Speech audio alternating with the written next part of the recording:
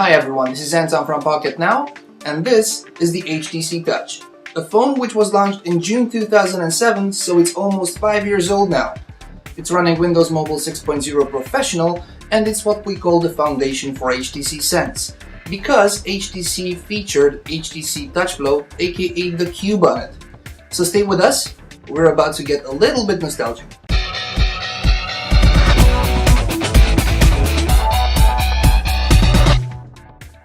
It is always interesting to talk about past devices, especially if they're preparing for their 5th birthday. You will find no gigabyte of RAM, no quad-core processor, and you will definitely not find a 720p screen on it, like you have on the HTC One X, which is almost twice as tall, but almost twice as thin. The screens?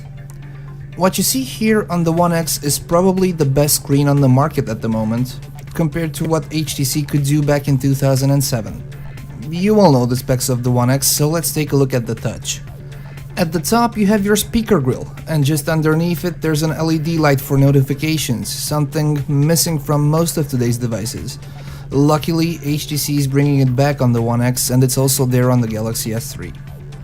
Just below the screen you have your call start and call end hardware buttons. In the middle, you'll find your D-pad with its 4 directional buttons and the enter dead center. On the left, there's your volume rocker and nothing else, while the right side has a dedicated camera button. This shiny chrome strip here can be lifted to reveal the SIM and the micro SD card. The top only has a power button and your stylus, while the bottom holds your USB port, microphone, and yes, a reset hole. On the back there's your camera with a self-portrait mirror and your speaker. The battery inside the HTC Touch is one of 1100 mAh, but it offered excellent battery life. HTC back then packed a Texas Instruments processor in the Touch, an OMAP 850 clocking at 200 MHz. Yes, 200. There is 64 MB of RAM and 128 MB of ROM, but there were also versions with 128 MB of RAM and 256 MB of ROM. Take that, those who find 8 or even 16 gig versions to be lacking storage space. However, it also packed a microSD expansion slot, you know, because Windows Mobile actually supported it, and HTC threw in a 1GB card inside the box. The screen is 2.8 inches large, or with today's measures 2.8 inches small, and has a QVGA resolution of 240 by 320 pixels. We have to tell you that the screen on this device is terrible. That's what technology does to us with all the Super AMOLED Plus, SLCD, Clear Black AMOLED monikers and technologies. The viewing angle on this little phone is horrifying. Even while staring at it dead center, you will see different shades at the top and at the bottom. The camera has 2 megapixels with no flash, and back in the day HTC was struggling with camera quality. This thing takes horrible pictures, but back in the day we weren't so connected digital social network wise, and probably we didn't mind carrying an actual camera when needed. That aside, there was also Wi-Fi BG, Bluetooth 2.0, and I almost said GPS. There was no GPS on the HTC Touch, but there was Windows Mobile 6.0 Professional, and the stylus, before Apple and the followers killed it, and way before Samsung and its own followers are trying to bring it back. It takes anywhere between 50 seconds and 1 minute for this phone to boot to a rather usable state, which is the Windows Mobile home screen called Today's Screen, with HTC's home item at the top, showing you the clock, counters and shortcuts for messages, email and call history, as well as 3 tabs, one for home, one for the weather, and one for the launcher with its 10 configurable shortcuts. Back in the day, we had a start button just like PCs had, and they still do. Settings were divided in 3 tabs, one where you set your personal settings, one for system, and one for connectivity settings. The programs menu was just a list of icons sorted alphabetically, but there was Windows Media Player and a File Explorer.